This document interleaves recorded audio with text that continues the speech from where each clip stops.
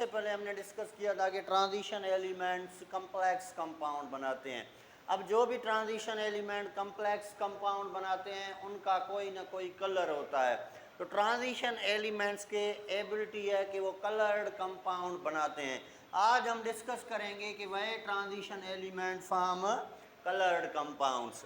तो देखिए सबसे पहले हमने ये बात पढ़ी थी कि ट्रांजिशन एलिमेंट के पास ट्रांजिशन एलिमेंट्स वो होते हैं जिनके पास पार्शियली फिल्ड डी आर्बिटल होता है। अब ये पार्शियली फिल्ड डी आर्बिटल या तो एटॉमिक स्टेट में है या आयोनिक स्टेट में है। तो अगर इनके पास partially filled D orbital either in the atomic state और ionic state then they are known as a transition element. अगर इनके पास कंप्लीटली फिल्ड डी आर्बिटल होगा तो ये जस्ट हमारे पास डी ब्लॉक एलिमेंट कहलाएंगे, ट्रांजिशन नहीं कहलाएंगे।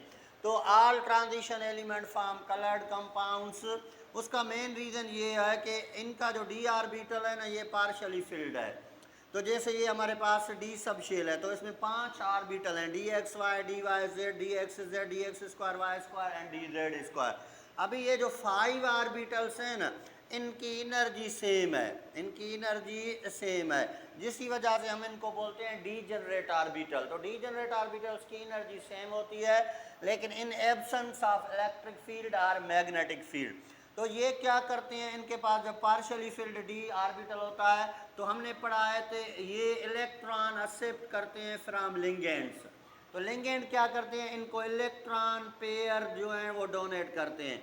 अब इसी वजह से क्या होता है कि जब लिगेंड्स के इलेक्ट्रॉन ट्रांजिशन एलिमेंट के डी आर्बिटल के तरफ आते हैं तो ट्रांजिशन एलिमेंट में मौजूद जो ये इलेक्ट्रॉन्स हैं डी इलेक्ट्रॉन और लिगेंड के इलेक्ट्रॉन के दरमियान रिपल्शन हो जाता है।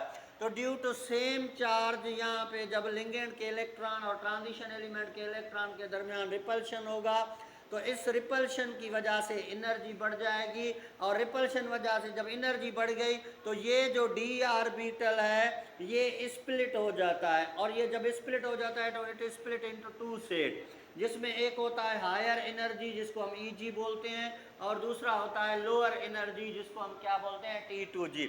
तब जब ये डी आर्बिटल स्प्लिट हो गया 2 सेट में due to repulsion of ligand तो एक हो गए लोअर एनर्जी वाले और दूसरे हायर एनर्जी वाले। अभी अकॉर्डिंग टू नील बोर के इलेक्ट्रॉन जंप करता है from lower energy level to higher energy level by absorbing some fixed amount of energy. तो ये जो लोअर एनर्जी वाले इलेक्ट्रॉन हैं ये जंप करेंगे from lower energy level to higher energy level और ये इतनी एनर्जी एब्जॉर्ब करेंगे जितना इन दोनों T2G और Eg के दरमियान एनर्जी का डिफरेंस होगा। तो इनके दरमियान जो एनर्जी का डिफरेंस है वो सिंपली विजिबल लाइट के बराबर है। तो जब इनके ऊपर इन इलेक्ट्रॉन के ऊपर विजिबल लाइट पड़ती है तो विजिबल लाइट में 7 कलर्स होते हैं। विजिबल लाइट में 7 कलर होते हैं जैसे violet, Indigo, blue, green, yellow, orange या रेड जिसको हम गिव ग्योर बोलते हैं। तो जब ये विजिबल लाइट एब्जॉर्ब करते हैं तो विजिबल लाइट में 7 कलर हैं। ये इलेक्ट्रॉन सिर्फ उन कलर को एब्जॉर्ब करेंगे जितनी उनको एनर्जी चाहिए जंपिंग के लिए from lower energy level to higher. For example इन्होंने 6 कलर को एब्जॉर्ब कर दिया एंड ये जंप कर गए from lower energy level to higher energy level. बाकी जो ये रेड कलर है तो ये इस रेड कलर को या तो रिफ्लेक्टेड करेगा, मतलब now it is a reflected colour और you may also called it a transmitted colour. तो इन जो जिस कलर को भी ये ट्रांजिशन एलिमेंट का इलेक्ट्रॉन रिफ्लेक्ट करेगा इस रिफ्लेक्टेड कलर ही इसका उस कम्प्लेक्स कंपाउंड का कलर बनाएगा। फॉर एग्जांपल अगर ये रेड कलर को ट्रांसमिट करता है तो इस कम्प्लेक्स कंपाउंड का कलर रेड होगा। अगर ये ब्लू कलर को ट्रांसमिट करता है या रिफ्लेक्ट करता है तो इसका कलर ब्लू होगा। अब इस प्रोसेस को हम बोलते हैं डी टू डी ट्रांजिशन। तो ये कलर्ड कंपाउंड बनते हैं ड्यू टू डी ट्रांजिशन और ये स्प्लिटिंग होती है डी आर्बिटल की। तो इस वजह से इन कंपाउंड को हम ट्रांजिशन एलिमेंट्स भी बोलते हैं क्योंकि यहाँ पे डी टू डी ट्रांजिशन होता है। तो यही रीज़न है कि कम्प्लेक्स कंपाउंड या transition element form coloured compound due to splitting of the d orbital. Thank you.